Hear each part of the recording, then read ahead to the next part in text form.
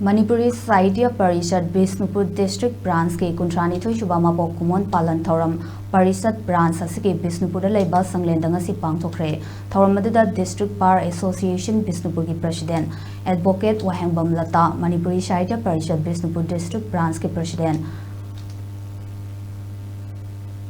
Rep Dr. Hauzam Rosso Madi Manipuri Sahitya Parishad Bishnupur District Branch ke Founder Sorokhaibam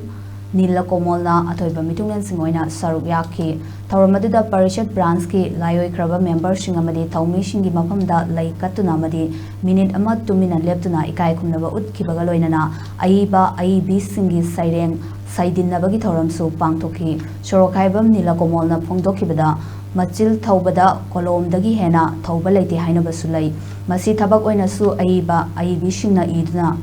Iduna Phongdok Libasing Asina Kunai Ama Asumba Mayonda Jathan Bangami Maramasina Akiba Laitana Aibi Shingna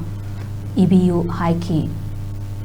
Hana like su phom na ko na ka wa sing writer sing tu su hian na like te masing ya na ko thor kana masing ya masing apa abai Bishnupur district branch ke su mai o ya ba dong ba mi nya ma song to pi ta na pran ta ri ki abai ki sing ha ga di sai ta ki mi si di ne ba ya su na te ma di masa na ma di po ko di lo na jar ba adu ma di ma gun do ga lo na ga la pa ta ko ga do ri ba ni na adu ba pa mi sing adu na ma pham si da sana ka da mo ye ba lo pham tho ba duty mo na performance adi Samaj Sebani mo oin ba mi han sing do ma pham si da mo ye tu na ba mo ra sing ba sa ga ma le ra da ba da ki han na ki 70% nama lai chi dra ba adu ba 30 mo ama de ji si le ho ri ba ni na mo yo ba ta na ti na da na ka ba da he na phaba he na mari zumba he na ma sa ma ro kan ba adu ba sai ta Parishad Bishnupur district branch se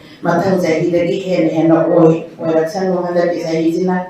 ko gi lan ji lo chen bi ji bo oi ra san no